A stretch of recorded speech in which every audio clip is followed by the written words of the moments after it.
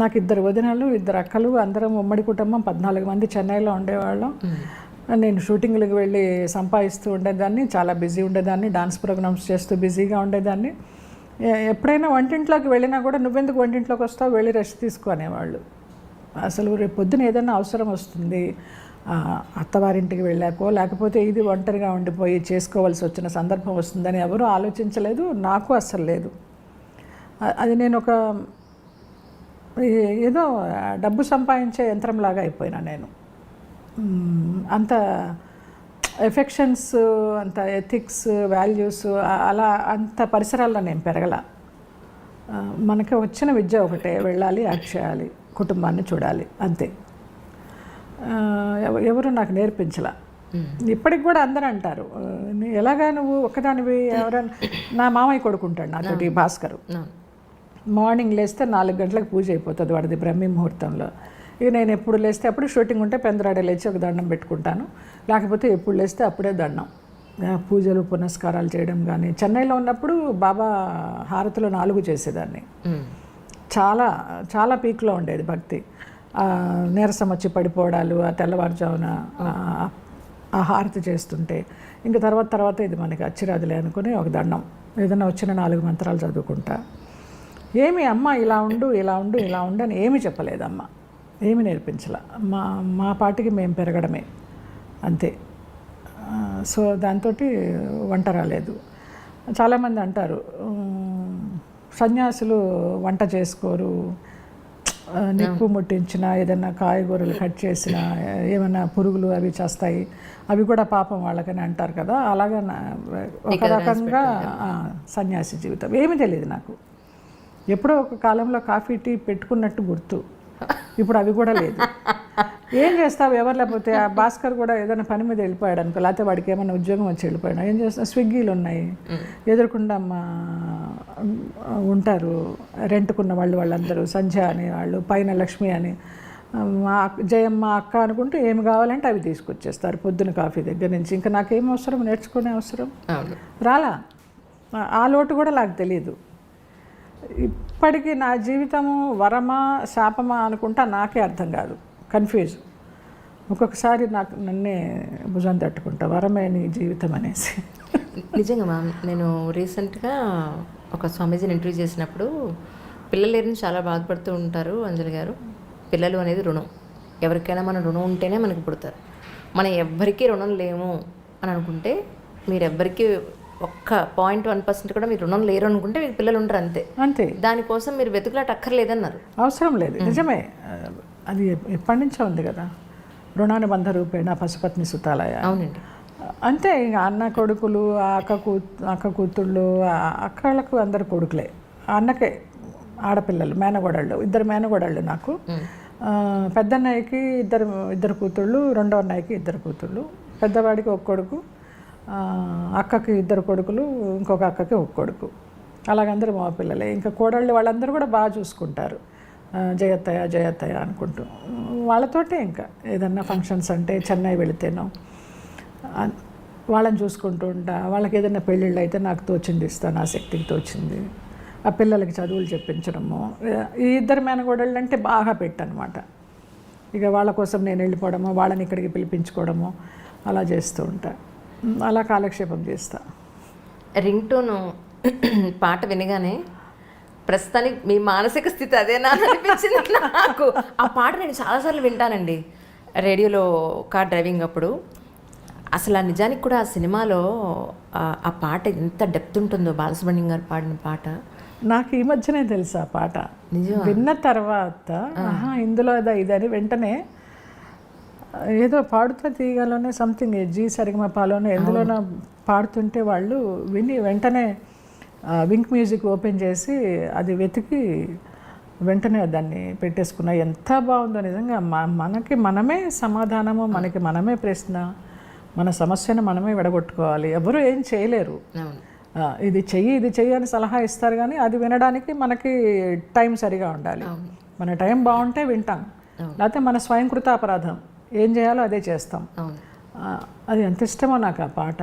నిజంగా అసలు ఆ సినిమాలో కూడా చాలా డెప్త్ ఉంటుంది. ఇంత మంచి పాట ఉందా ఇందులో అనుకున్నాను. కొత్త బంగారు లోకంలో ప్లస్ ఇంకోటి ఏంటంటే ఆ పాట ఎవ్వరు విన్నా సరే వాళ్ళ జీవితానికి వాళ్ళు అన్వయం చేసుకుంటారు. అవును, అంత బాగుంటుంది పాట అది. అవును, ఒక మోటివేషన్ సాంగ్ అని చెప్పొచ్చు అది. అవును, ఎవరి మీద డిపెండ్ అవ్వకుండా మనకి ధైర్యం వస్తుంది. అవును, జీవితం ఇదా అనిపిస్తుంది. అన్ని రకాల భావాలు కలగలిపి వస్తాయి ఆ పాట విన్నామంటే. కానీ మీవి ఆల్మోస్ట్ అన్ని ఇంటర్వ్యూస్ చూసానండి. ఆ 4-5 అలీతో సరదాగా కానీ ఆయనతోటి 2 ప్రోగ్రాంలు చేశారు మీరు. అవును, ఆ తర్వాత చేసిన ఇంటర్వ్యూస్ కానీ చెప్పినప్పుడు ఒక్కసారి మీరు క్లాసికల్ డాన్సర్ అవ్వాలనుకున్నారు, క్యారెక్టర్ ఆర్టిస్ట్ అయ్యారు. సరే, జీవితంలో ప్రతి ఒక్కళ్ళకి స్ట్రగుల్స్ ఉంటాయి. నమ్మాం, మనుషులన్నాక నమ్మకుండా ఎలా ఉంటాం, నమ్ముతాం, నష్టపోయాం. రైట్, ఇప్పుడు ప్రస్తుతానికి ప్రశాంతంగా సంతోషంగా ఉన్నారు. రైట్, వాట్ నెక్స్ట్ అంటే ఏం చెప్తారు? నేను ఎప్పుడు ఫ్యూచర్ గురించి ఆలోచించలేదమ్మా. రేపేంటి అంటారే, ఇప్పుడు ఎలా గడిచింది అప్పుడు అలాగే గడుస్తుంది. నాకు అసలు ఒక ప్లానింగ్ లేదు. ఎంతోమంది బాగా డబ్బు ఉన్నప్పుడు అక్కడ కొని పడే స్థలం, ఇక్కడ కొని పడే, ఇదిగో ఇవాళ ఎన్ని కోట్లయింది. మనకి ప్రాప్తం లేదు అంతే. మనకి ఏది ప్రాప్తమో అదే మన దగ్గరికి వస్తుంది. మనం ఎంత ఆరాట పడినా అది ఎన్ని కోట్లున్నా అది మన దగ్గరికి రాదు. ఆ ఫిలాసఫీతో వెళ్ళిపోతూ ఉంటాను. నాకు ఆ కర్మ సిద్ధాంతాన్ని నమ్మితే హాయిగా ప్రశాంతంగా ఉంటుంది నాకు. చాలామంది ఇలాగ ఒంటరిగా ఎంతకాలం ఉంటా ఉంటారు. ఇది ఒంటరితనం కాదు, ఏకాంతం. ఏకాంతంలో ఉన్న ఆనందం అనుభవిస్తున్నానని చెప్తా నేను ఒంటరిని కాదు అని చెప్తా. సో రేపేంటనేది లేదురా, వెళ్ళిపోతుంది. నా ఆయుష్ ఉన్నంత వరకు, ఎంత ఆయుష్ ఉందో తెలీదు, ఆరోగ్యంగానే ఆనందంగానే వెళ్ళిపోతాననే ఒక పూర్తి విశ్వాసంతో బతుకుతున్నాను. అలాగే జరుగుతుందని అనుకుంటున్నాను. ఫ్యూచర్ ప్లాన్స్ అయితే ఏమీ లేవు, లగ్జరీస్ ఏమీ లేవు. ఇప్పుడు అనుకోవడానికి కూడా డబ్బు కూడా లేదు. ఉన్న ఫ్లాటే ఉంది నాకు, 2 పూట్ల తినడానికి ఉంది, ఎవరన్నా వస్తే పెట్టడానికి ఉంది. ఒక కుక్క నాకు రోజు వస్తూ ఉంటుంది ఇంటి ముందరికి. మా వాడు అలవాటు చేశాడు, భాస్కర్. అది మా ఇంట్లోనే పుట్టింది, కింద సెల్లార్లో. అది ఇప్పుడు ఇంత పెద్దదైంది. దాన్ని దత్తుడు అని పిలుస్తూ ఉంటాను నేను. వచ్చేసి కరెక్ట్గా కూర్చుంటుందమ్మా. సాయంత్రం 6 గంటలప్పుడు దీపాలు పెట్టేవేళ ఇంకా దానికి పెరుగన్నమో పాలన్నమో ఏదో ఒకటి పెట్టేసి మంచినీళ్ళు పోస్తే తాగేసి వెళ్ళిపోతుంది అంతే. ఎంత కాలంగా జరుగుతుందో ఇది. నాకు అదొకటి చాలా విచిత్రం అనిపిస్తుంది. అది రాకపోతే చూస్తూ ఉంటా, ఇదేంటి ఇవాళ రాలేదు దత్తుడు అనుకుంటా. మా వాడిని అడుగుతా, ఏంటో దత్తుడు రాలేదంటే ఏమో ఎక్కడన్నా దొరికిందేమో దానికంటాడు. అక్కడ ఉన్నాం మీకు, అక్కడ ఉంది నిజంగానే. ఏంటో చిన్న చిన్న ఆనందాలు అంతే, పెద్దగా ఏమీ లేవు. ఒక్క మానస సరోవర్ వెళ్ళాలి నా జీవితంలో కోరిక, ఒక కోరిక. చాలా వరకు యాత్రలు చేశాను. ఆ మానస సరోవర్ తీసుకెళ్లే వరకు నన్ను ఆరోగ్యంగా ఉంచు. అక్కడికి వెళ్ళిన తర్వాత నీ ఇష్టం, నీలో ఐక్యం చేసుకుంటావా, మళ్ళీ వెనక్కి పంపిస్తావా, ఇంకా ఏమన్నా రుణానుబంధం ఉంటే నీ ఇష్టం అనుకుంటా. అది ఎప్పుడు వెళ్తానో తెలీదు. నెక్స్ట్ ఇయర్ ఏదో రోడ్డు వేస్తున్నారు, చైనా నుంచి వెళ్ళక్కర్లేదు అని ఏదో చెప్పారు. దానికోసం కలగంటున్నా, అంతవరకు ఆరోగ్యంగా ఉంచని. అంతే. ఆరోగ్యంగా బంగారంలో ఉంటారు మీరు. రమాప్రభు గారిని మళ్ళీ కలిసారండి తర్వాత? లేదమ్మా, ఎప్పుడన్నా ఫోన్లో మాట్లాడతాను. మాట్లాడితే ఆవిడ మూడు సరిగా అంటే బాగా మాట్లాడతారు, లేకపోతే ఇక తెలిసిన విషయమే కదా, దేపి పొడుస్తారు. ఏంటి ఇంకా గుర్తున్నానా, చచ్చిపోయాను అనుకున్నానే నువ్వు ఫోన్ చేయకపోతే అంటారు. ఇంకొంచెం ఆ మాటలు వినాలంటే బాధ. సరేలే పెద్ద ఆవిడ అనిపిస్తుంది. ఎప్పుడు ప్లాన్ చేస్తున్నా మదనపల్లి వెళ్ళి చూద్దామని. నేను చిట్టిబాబు గారు వెళదాం బావా అంటూ ఉంటా. వెళదామంటారు, కానీ ఇంకా చూసే సందర్భం ఇంకా ఏమి అందరికీ కలిసి రావడం లేదు. రాళ్ళపల్లి గారికి మీకున్న అనుబంధాన్ని ఒకసారి సందర్భంగా తలుచుకుందాం అండి. ఎందుకంటే రాళ్ళపల్లి గారితో 2-3 సార్లు నేను మాట్లాడినప్పుడు ఆరోగ్యం సహకరించట్లేదమ్మా, ఈటీవీ వాళ్ళకి ఏదో వంట ప్రోగ్రామ్ చేస్తున్నాను కానీ అస్సలు కూర్చోలేకపోతున్నాను. ఎక్కువ టైము వాళ్ళకు కూడా 1/2 గంట కూర్చుని ఒక 5 నిమిషాలు చేసి కూర్చుంటున్నాను.